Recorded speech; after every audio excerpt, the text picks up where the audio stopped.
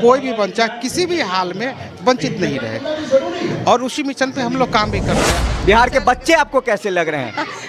बच्चा बहुत प्यार बच्चा है, अच्छा लग रहा है। आप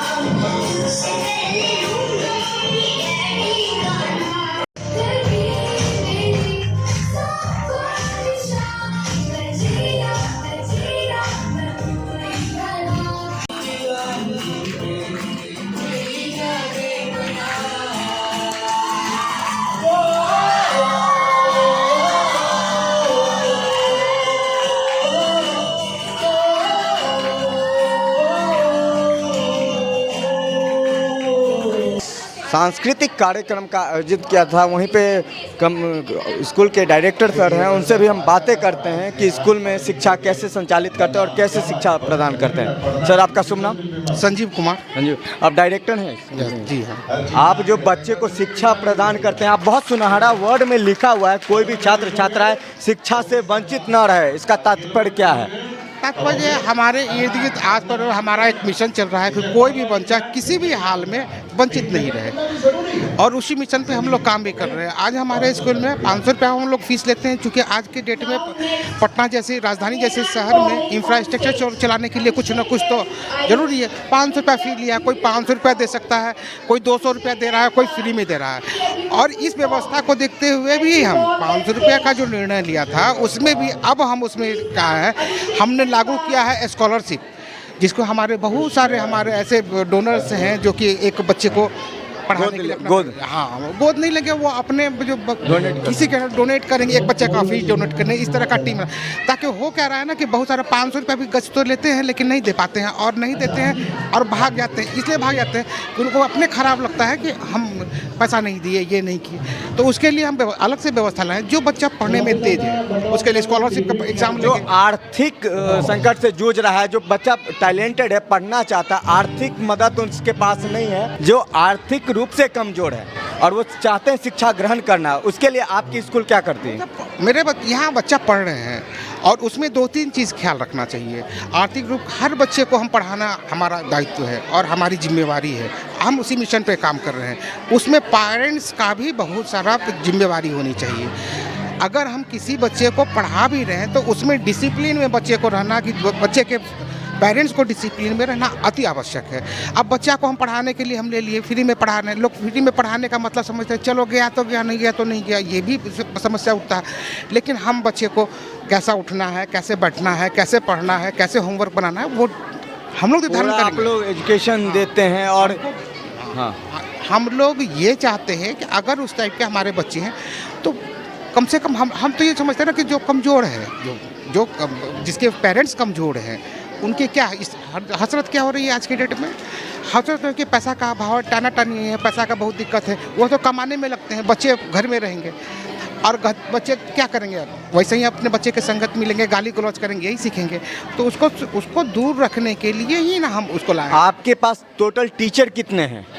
अभी 12 टीचर हैं। 12 टीचर हैं, अलग अलग फील्ड के हैं। चलिए यहाँ से कुछ लोगों से और बातें करते हैं। चलिए, SBM के कुछ ऐसे शिक्षिकाएँ भी हैं जो बच्चे के साथ तालमेल बना के पढ़ाई करवाते हैं, उनसे भी हम बातें करते हैं। मेरा नाम सिंधु अगस्टिन।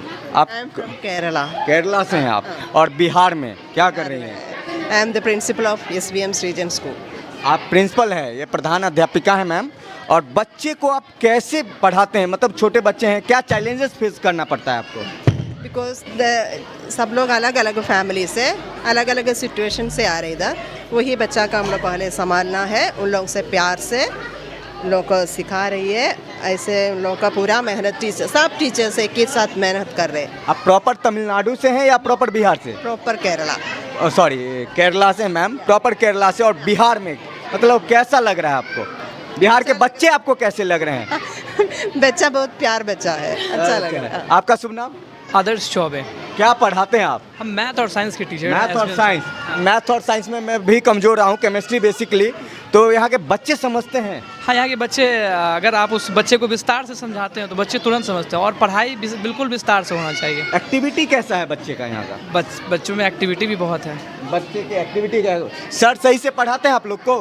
Yes sir. समझ में आता है? Yes sir. आपको भी? Yes sir. आप किस चीज़ की हैं यहाँ पे टीचर? इंग्लिश की। इंग्लिश की। भैया, बिहार बोर्ड में इंग्लिश का सब्जेक्ट ही नहीं है। ये सीबीएसई बोर्ड है, फिर भी अब बिहार बोर्ड से या सीबीएसई बोर्ड से? सीबीएसई बोर्ड से पढ़े। अच्छा, एक बात बताइए, बिहार बोर्ड में इंग्लिश सब्जेक्ट ही मतलब ऐड है और उसको अनिवार्य रूप से लागू नहीं किया जाता। मैट्रिक में अगर फेल हो जाए तो भी उसे पास कर दिया जाता है, कोई दिक्कत नहीं है। इस पर कुछ कहना चाहेंगे आप? सर देखिए, अभी तो जो भी पैटर्न है, हम लोगों का ये मानना है कि ठीक है, बच्चे जो भी आ रहे हैं तो हम उनको अच्छे से अच्छी बेसिक चीज़ दिए, और हमारा सबसे पहला काम होता है कि बच्चों को जो है इंग्लिश सिखाना। क्योंकि देखिए, हिंदी हमारी मातृभाषा है, बच्चे बोल लेते हैं, पर इंग्लिश क्या इंटरनेशनल लैंग्वेज है। तो हम उस पर काम करें कि बच्चे कहीं भी जाएँ, स्कूल से बाहर कहीं जाएँ तो उनको कैसा माहौल मिलेगा ये हम नहीं जान रहे हैं, किससे कैसे वो कॉन्वर्सेशन करेंगे। तो हम उस पर भी काम करें कि वो अच्छे से बाहर में भी जाएँ तो इंग्लिश में कॉन्वर्सेशन कर सकें। जहाँ एक तरफ सरकार ये दावा करते हैं कि बिहार के बच्चों को अंग्रेजी नहीं आता है, तो यहाँ के बच्चे समझ पाते हैं या नहीं? बिल्कुल सर, अगर हम अच्छे से समझाना चाहेंगे और पूरा का पूरा अपना मन तन धन लगन लगाएंगे उसमें, तो बिल्कुल बच्चे समझ जाएंगे। चलिए, मैम का कहना है अगर मन धन लगा के पढ़ाया जाए तो बच्चे समझते हैं। अंग्रेजी आप लोग को समझ में आता है? मैम अच्छे से पढ़ाती हैं? आपका शुभ नाम ma'am? My name is Neetu Jaiswal. I am a teacher of SVM school. आप क्या सब्जेक्ट पढ़ाते हैं? मैं नर्सरी की टीचर हूँ। नर्सरी की। तो सबसे ज़्यादा चैलेंज तो आपको फेस करना पड़ता होगा क्योंकि बच्चे छोटे छोटे हैं। कैसे आप कर पाते हैं यहाँ? कर लेती हूँ, एक्सपीरियंस है बहुत सालों का मेरा टीचिंग का।